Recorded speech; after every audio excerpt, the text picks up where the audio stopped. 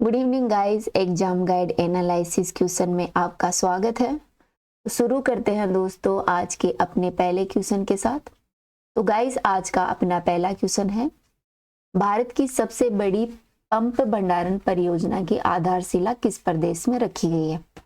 ठीक है, तो बताइए गुजरात में, उड़ीसा में, मध्य प्रदेश या फिर महाराष्ट्र में भारत की सबसे बड़ी जो पंप भंडारण परियोजना है वो उसकी आधारशिला कहाँ रखी गई है? दोस्तों हाल ही में इस परियोजना की आधारशिला बता देती हूँ, इसका आंसर मध्य प्रदेश होगा। वहीं पर इस परियोजना की आधारशिला रखी गई है। सेकंड क्वेश्चन है, हाल ही में किस राज्य सरकार ने कोनो कार्पस संयंत्र पर प्रतिबंध लगा दिया है?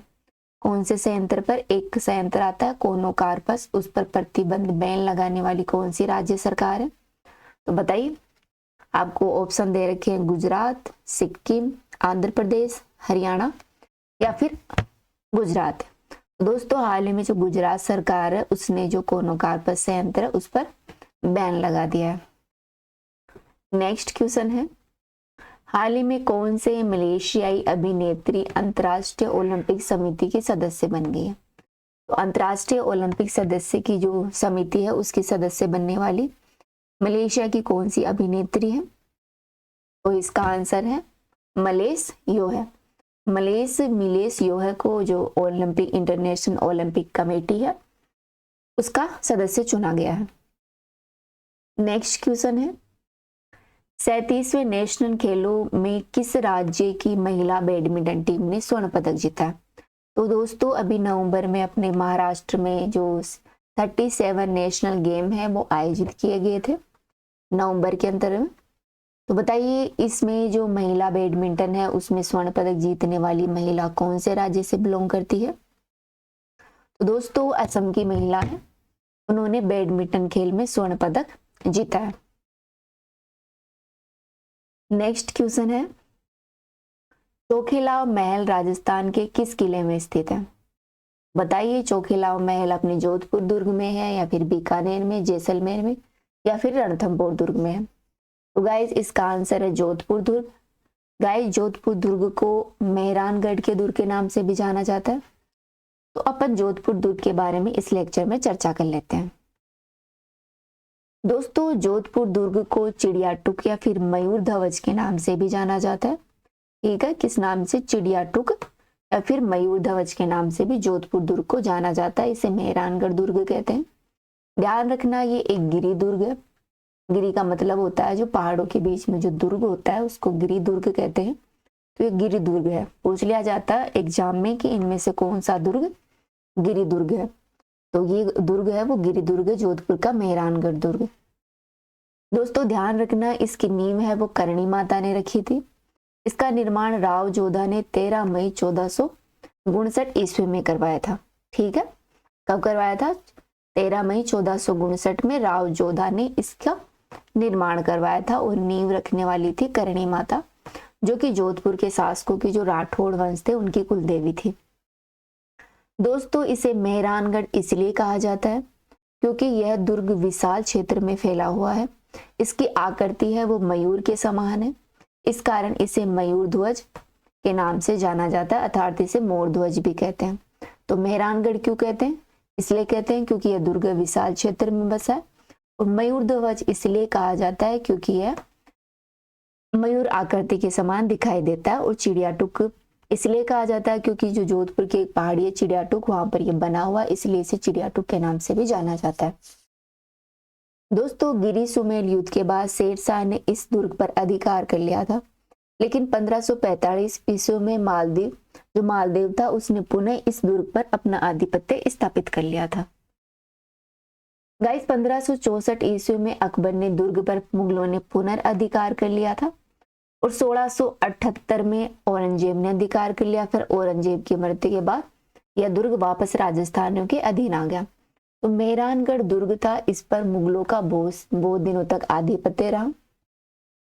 दोस्तों इस दुर्ग में प्रमुख दर्शनीय स्थलों की बात की जाए तो यहाँ का प्रमुख दुर्ग स्थल है मोती महल, इसके अलावा फूल महल, तख्त विलास, अजीत विलास, उम्मेद विलास, मानसिंह पुस्तकालय, प्रकाश पुस्तकालय और श्रृंगार चौकी यहाँ के प्रमुख महत्वपूर्ण स्थल हैं। दोस्तों राव जोधा के द्वारा जो चामुंडा माता मंदिर है उसका निर्माण करवाया गया था। यहाँ पर 2018 में नवरात्रि के दिन एक बहुत महत्वपूर्ण दुर्घटना घटित हो गई थी जो कि बहुत ही दुखदाई थी। तो अगर पूछ लिया जाए कि चामुंडा माता का मंदिर मेहरानगढ़ दुर्ग में जो जोधपुर दुर्ग है उसको किसने बनवाया था? ये बनाया था राव जोधा ने। ठीक है, राठौड़ वंश के शासक राव जोधा ने चामुंडा माता का मंदिर है वो बनवाया था जोधपुर के मेहरानगढ़ दुर्ग में। नेक्स्ट क्वेश्चन है, मध्य प्रदेश का उज्जैन नगर है वो क्यों प्रसिद्ध है? तो ये तो आप जानते ही होंगे, उज्जैन तो कभी घूमने गए हो, बहुत नाम है उज्जैन का। तो बताइए किस लिए जाना जाता है उज्जैन? दोस्तों भगवान शिव है, उनके जो मंदिर है महाकालेश्वर मंदिर, इसके लिए तो महत्वपूर्ण रूप से उज्जैन जाना ही जाता है। साथ ही कुंभ का मेला और यहाँ पर जंतर मंतर भी है, इस हिसाब से उज्जैन प्रसिद्ध है। इसके लिए जाना जाता है जो भगवान शिव के जो महाकालेश्वर मंदिर है यहाँ पर बहुत बड़े बड़े भगवान शिव को समर्पित है। इस क्षेत्र के लिए उज्जैन नगर को जाना जाता है जो कि मध्य प्रदेश में स्थित है। नेक्स्ट क्वेश्चन है, निम्न में से किसने भारत छोड़ो प्रस्ताव का प्रारूप तैयार किया था? दोस्तों बताइए जब भारत छोड़ो आंदोलन चला था उसका प्रस्ताव तैयार करने वाले कौन थे? दोस्तों जो भारत छोड़ो आंदोलन है वो महात्मा गांधी द्वारा चलाया गया एक महत्वपूर्ण आंदोलन था, तो इसका प्रस्ताव भी प्रस्तुत महात्मा गांधी ने किया था। बात करते हैं भारत छोड़ो आंदोलन के बारे में। दोस्तों सेकेंड वर्ल्ड वार के बाद में भारत छोड़ो आंदोलन भारत में स्वतंत्रता आंदोलन का एक महत्वपूर्ण आंदोलन था जो कि शुरू किया गया था। इसे 8 अगस्त 1942 में प्रारंभ किया गया था। कब किया गया था? सेकेंड वर्ल्ड वार के बाद में 8 अगस्त 1942 को भारत छोड़ो आंदोलन शुरू किया गया था। दोस्तों यह आंदोलन इस आंदोलन का महत्वपूर्ण लक्ष्य था ब्रिटिश आधिपत्य को समाप्त करके भारतीयों को स्वतंत्रता प्राप्त करना, अर्थात भारत जो ब्रिटिश साम्राज्य के अधीन था उससे स्वतंत्र होकर खुद का साम्राज्य बनाने की बात करता है यह आंदोलन। दोस्तों यह आंदोलन महात्मा गांधी द्वारा अखिल भारतीय कांग्रेस समिति का मुंबई अधिवेशन हुआ था। कौन सा अधिवेशन हुआ था कांग्रेस का? मुंबई अधिवेशन। वहां पर ही इस आंदोलन को प्रमुख रूप से गांधी के द्वारा शुरू किया गया था। दोस्तों यह स्वतंत्रता संग्राम के दौरान विश्वविद्यालय काकोरी कांड के ठीक 17 साल बाद 8 अगस्त 1942 में गांधी जी के द्वारा यह आंदोलन समूचे देश में प्रारंभ किया गया था। ठीक है, यह भारत को तुरंत आजाद कराने के लिए अंग्रेजों के शासन के विरुद्ध सविनय अवज्ञा आंदोलन था। दोस्तों जब क्रिस्प मिशन आया था 1940 के आसपास, उसकी विफलता के बाद महात्मा गांधी ने ब्रिटिश शासन के खिलाफ अपना तीसरा सबसे बड़ा आंदोलन छेड़ दिया था। तो क्रिप्स मिशन है वो 1942 में आया था। उसके बाद जब ये विफल हो गया भारत में आने के बाद में, तो इसी के विरोध में गांधी जी ने जो अपना भारत छोड़ो आंदोलन है वो शुरू किया था। गांधी जी द्वारा चलाया गया यह आंदोलन तीसरा सबसे बड़ा आंदोलन था। इसके अलावा गांधी जी ने एक असहयोग आंदोलन चलाया था, सविनय अवज्ञा आंदोलन चलाया था जो उनके महत्वपूर्ण आंदोलन माने जाते हैं। दोस्तों 8 अगस्त 1942 की शाम को बंबई के कांग्रेस अधिवेशन की कमेटी हुई थी, जहां पर बंबई सत्र में भारत छोड़ो आंदोलन के नाम से यह आंदोलन शुरू किया गया था, अर्थात अंग्रेजों भारत छोड़ो के नाम से यह आंदोलन शुरू किया गया था। 8 अगस्त 1942 से कांग्रेस के जो मुंबई अधिवेशन हुआ था, बंबई वाला अधिवेशन, वहां से इस आंदोलन को शुरू किया गया था। दोस्तों गांधी जी ने ग्वालियर टैंक के मैदान में अपने भाषण में करो या मरो का आह्वान किया था। इसी के साथ यह आंदोलन शुरू किया था। गांधी जी ने भारत छोड़ो आंदोलन में कहा था कि या तो कर जाओ या मर जाओ। ठीक है, तो करो मरो का आंदोलन था, जो नारा है करो मरो का, वो भारत छोड़ो आंदोलन से जुड़ा हुआ है जो कि गांधी जी ने दिया था। दोस्तों भारत छोड़ो आंदोलन को अगस्त क्रांति के नाम से भी जाना जाता है। ठीक है, अगस्त क्रांति मैदान है उसके नाम से भी जाना जाता है।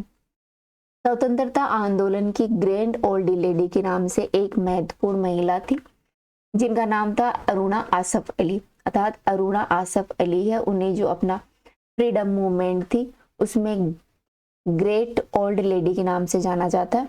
इन्होंने मुंबई के ग्वालियर टैंक मैदान में भारतीय ध्वज फहराने के लिए जाना जाता है। ठीक है, पूछ लिया जाता है एग्जाम में कि मुंबई के ग्वालियर मैदान में भारतीय ध्वज फहराने का श्रेय कौन सी महिला को जाता है, तो वो जाता है अरुणा आसफ अली को। ठीक है, तो ध्यान रखना अरुणा आसफ अली के बारे में। दोस्तों, भारत छोड़ो का नारा है वो एक समाजवादी तथा ट्रेन यूनियनवादी यूसुफ मेहरल द्वारा दिया गया था, जिन्होंने मुंबई के मेयर के रूप में भी काम किया था। दोस्तों, जो यूसुफ मेहरली थे, इन्होंने साइमन गो बैक का भी नारा दिया था। ठीक है, उन्हीं के द्वारा भारत छोड़ो का नारा भी दिया था। दोस्तों, इस आंदोलन के शुरू होने के बाद में गांधी जी को फौरन गिरफ्तार कर लिया गया था ब्रिटिश सेना द्वारा, लेकिन इनके द्वारा जो भारत छोड़ो आंदोलन शुरू किया गया था वह युवाओं में, कार्यकर्ताओं में हड़ताल के रूप में आगे बढ़ने लगा। तोड़फोड़ की कार्यवाही जारी होने लगी और यह आंदोलन फलने फूलने लगा। कांग्रेस में जयप्रकाश नारायण जैसे समाजवादी सदस्य थे, जो कि भूमिगत रहकर प्रतिरोध महत्वपूर्ण गतियों में सक्रिय थे। अतः जयप्रकाश नारायण जैसे बहुत से समाजवादी सदस्य थे जिन्होंने भारत छोड़ो आंदोलन का नेतृत्व किया और उन्हें भूमिगत रहकर इस आंदोलन को दिशा प्रदान की। दोस्तों, पश्चिम में सतारा, पूर्व में जो मेदिनीपुर थे, इस दौरान कई स्वतंत्र सरकार और प्रति सरकार की स्थापना की गई। अर्थात इसका मतलब यह है कि जो पश्चिम में अपना सतारा था और पूर्व का जो मेदिनीपुर, ये दो क्षेत्र थे, वहां पर भारत छोड़ो आंदोलन के दौरान स्वतंत्र सरकार की स्थापना की गई थी। पूछ लिया जाता है एग्जाम में कि भारत छोड़ो आंदोलन के दौरान स्वतंत्र सरकार की स्थापना कहाँ की गई थी, तो ध्यान रखना सतारा में और मेदिनीपुर में। दोस्तों, अंग्रेजों ने आंदोलन के प्रति काफी सख्त रवैया अपनाया था, फिर भी वो इस आंदोलन को दबाने में सफल नहीं हो पाए और अगर सफल भी हुए तो उनको दबाने में, भारत छोड़ो आंदोलन को दबाने में बहुत सा टाइम लग गया। ठीक है, तो ये भारतीय इतिहास का एक महत्वपूर्ण आंदोलन था। अंग्रेजों को इस आंदोलन से समझ में आ गया था कि अब भारत में टिके रहना, बहुत दिन तक टिके रहना उनकी बस की बात नहीं थी और लास्ट में भारत की आजादी मिली गई थी। फिर अगला क्वेश्चन है, किस गवर्नर के काल में पंजाब को ब्रिटिश साम्राज्य में मिला दिया गया था? तो बताइए कौन सा गवर्नर जनरल था जिसके दौरान जो पंजाब था उसको ब्रिटिश साम्राज्य में मिला दिया गया था?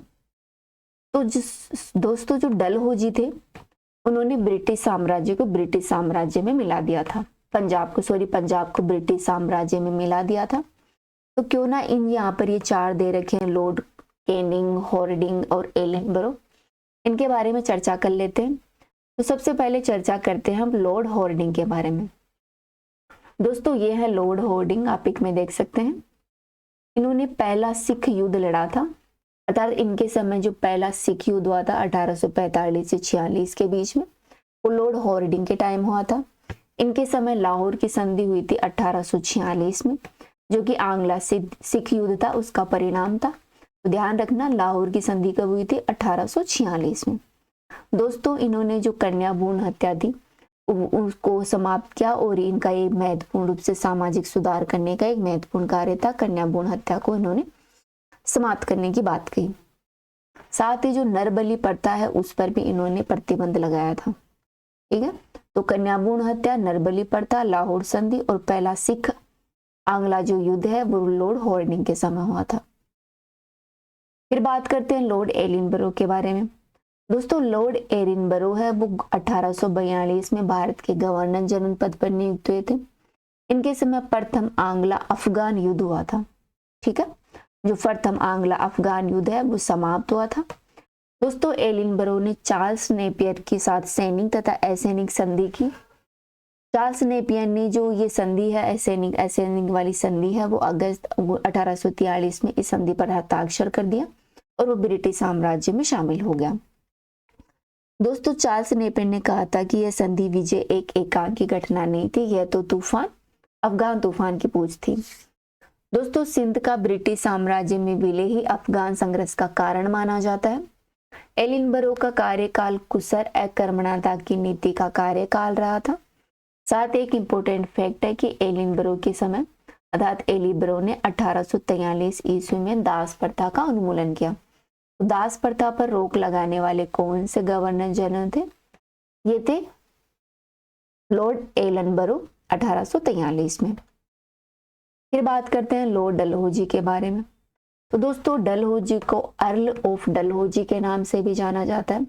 ये जितने कट्टरवादी आदमी थे, साम्राज्यवादी व्यक्ति थे, उतने ही उन्होंने ये सुधारवादी भी आंदोलन आदमी थे, अर्थात इन्होंने कट्टरवादी और साम्राज्यवादी का प्रयोग तो किया ही, साथ ही भारत में कुछ सुधार भी करने के प्रयास किए।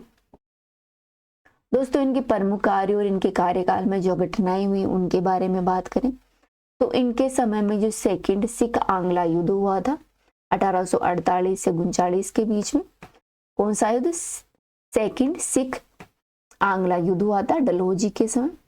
दोस्तों डलहौजी ने 1839 में पंजाब का ब्रिटिश साम्राज्य में विलय कर लिया। यही अपना क्वेश्चन था कि किसके समय पंजाब का ब्रिटिश साम्राज्य में विलय हो गया, तो डलहौजी के समय हो गया, जो कि जो सेकंड आंग्ला सिख युद्ध था उसका परिणाम था। दोस्तों सिख राज्य का प्रसिद्ध हीरा जो कोहिनूर हीरा था वो इन्हीं के टाइम में जो ब्रिटेन की महारानी विक्टोरिया थी उसको भेज दिया गया था। तो भारत का हीरा कोहिनूर था वो ब्रिटिश कब गया?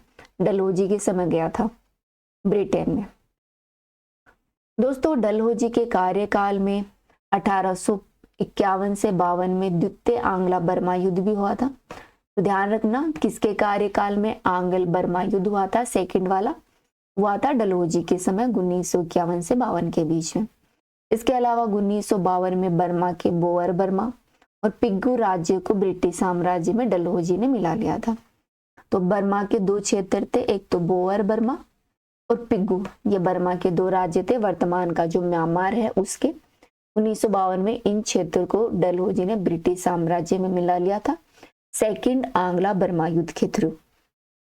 दोस्तों डलहौजी के कार्यकाल में ही भारत में रेलवे और संचार प्रणाली का विकास हुआ था, अर्थात भारत में रेलवे और जो कम्युनिकेशन सिस्टम है वो लाने वाले डलहौजी थे।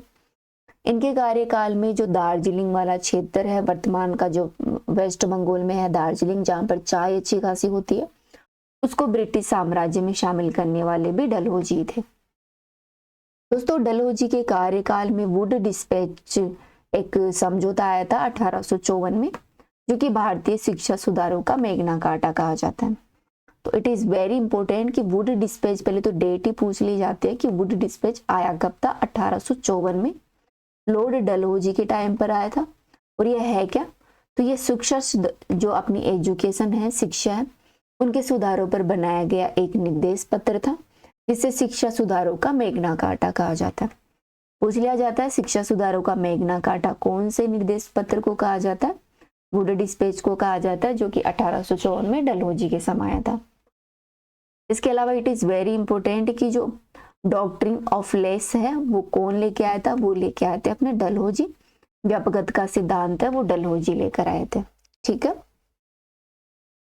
दोस्तों 1853 ईस्वी में बम्बई और थाने में का जोड़ने पर जो रेलवे स्टेशन चलाई गई थी वो डलहौजी ने चलाई थी, अर्थात भारत की जो पहली रेलवे लाइन बिछाई गई थी वो बॉम्बे और ठाणे के बीच में बिछाई गई थी 1853 में। पूछ लिया जाता है ये क्वेश्चन कि भारत की पहली रेलवे लाइन कब और कहाँ बिछाई गई थी, तो बताइए कहाँ बिछाई गई थी? बॉम्बे और ठाणे के बीच में 1853 में डलहौजी ने बिछवाई थी। इसके अलावा ये भी पूछ लिया जाता है कि लोक निर्माण विभाग की स्थापना किसने की थी?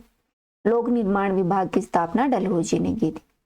दोस्तों डलहौजी के समय में भारतीय बंदरगाहों का विकास करके इन्हें अंतर्राष्ट्रीय वाणिज्य के लिए खोल दिया गया था। क्यों खोल दिया गया था? क्योंकि इनमें अंग्रेजों का खुद का स्वार्थ था। इन्होंने बंदरगाहों को लिए भारतीय जो बंदरगाह थे, जो पोर्ट थे, उनको इंटरनेशनल कॉमर्शियल के लिए इसलिए खोला था ताकि वे अपने सामान को यहाँ से कच्चा माल ले जा सके और बना हुआ माल भारत में लाकर बेच सके और अपना साम्राज्य स्थापित कर सके। दोस्तों डलहौजी के समय में ही हिंदू विवाह अधिनियम पारित हुआ था 1856 में। इन्होंने शिमला में ग्रीष्मकालीन राजधानी बनाया था, अर्थात जो शिमला है अपना हिमाचल प्रदेश का क्षेत्र, इसको ग्रीष्मकालीन राजधानी बनाया था डलहौजी ने। डलहौजी ने नर बलि प्रथा को भी रोकने का प्रयास किया था। ठीक है दोस्तों डलहौजी की अन्य बातों के बारे में भी बात करें तो 1952 में इन्होंने एक इनाम कमीशन की स्थापना की थी, जिसका उद्देश्य था भूमि कर रहित जागीरदारों का पता लगाकर उनसे छीनना था।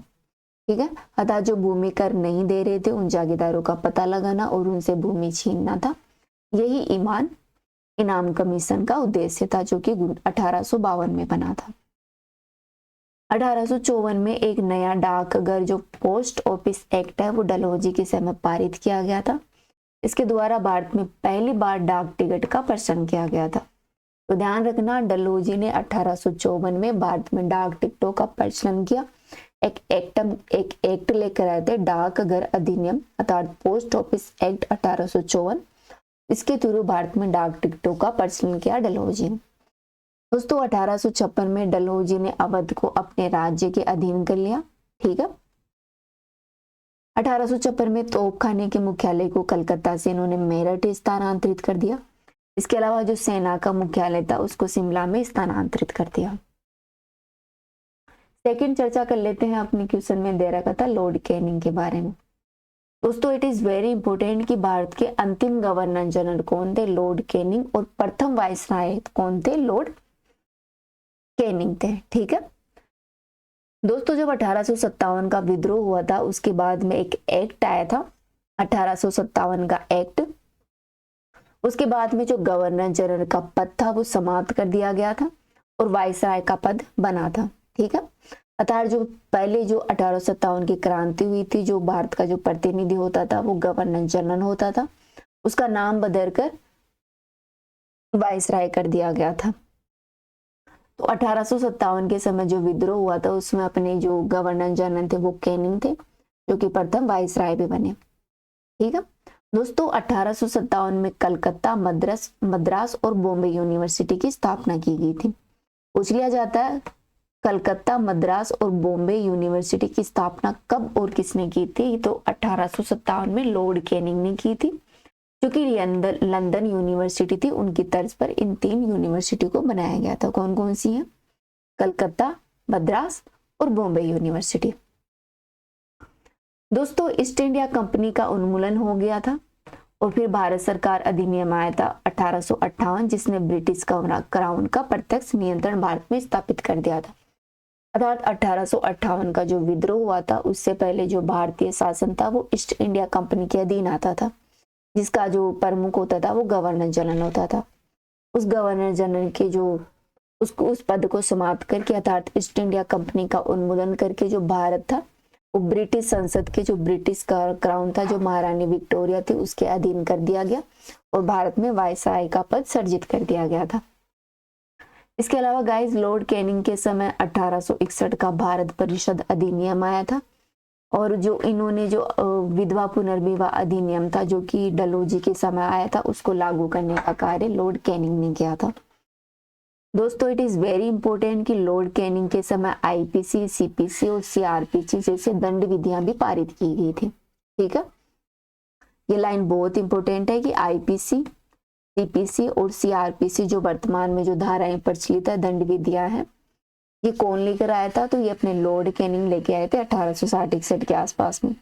और 1861 का भारत परिषद अधिनियम है वो लॉर्ड कैनिंग के समय आया था। तो ये अपने अपने क्वेश्चनों की चर्चा की और उनका विश्लेषण देखा, ये आप आंसर की देख सकते हैं।